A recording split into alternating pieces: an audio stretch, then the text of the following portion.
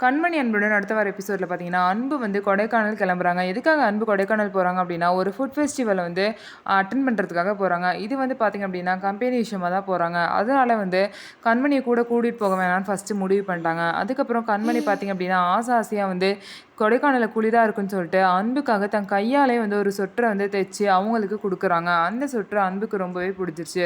அன்பு வந்து ரொம்ப தூரம் யோசிச்சுக்கிட்டே இருக்காரு, கண்மணியும் கூட கூட்டிகிட்டு போனால் என்ன அப்படின்னு சொல்லிட்டு. அதனால பார்த்தீங்க அப்படின்னா, அன்பு வந்து கண்மணியும் கூட கூட்டிட்டு போறாங்க. இத கேட்ட கண்மணி பார்த்தீங்கன்னா, ரொம்பவே சந்தோஷப்படுறாங்க. நானும் கொடைக்கானல் வரேனா அப்படின்னு சொல்லிட்டு அவ்ளோ சந்தோஷப்படுறாங்க. இவங்க வந்து கொடைக்கானல் போறனால பார்த்தீங்க அப்படின்னா, அவங்க தம்பி வந்து இந்த மாரி நான் பார்த்துக்கிறேன் ஆஃபீஸ. இப்போதைக்கு எனக்கு ஹனிமூன் அப்படின்லாம் சொல்லிட்டு கார்த்திக் வந்து சொல்றாரு. இல்ல, கிடைக்க வேண்டிய டைம நீ என்ஜாய் பண்ணிக்கோ. நீ ஹனிமூனுக்கு போயிட்டு வா அப்படிலாம் சொல்லி அன்பு வந்து கார்த்திக் கிட்ட சொல்றாங்க. இல்ல வேணாம் வேணான்னு சொல்லிட்டே இருப்பாங்க.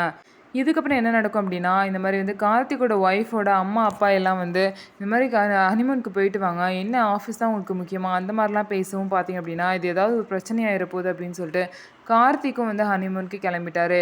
கார்த்திக்கும் அவங்க ஒய்ஃபும் பார்த்தீங்க அப்படின்னா, அன்பு கண்மணி கூடயே சேர்ந்தே கிளம்பிட்டாங்க. எல்லாமே சேர்ந்து கொடைக்கானல் போயிருக்காங்க.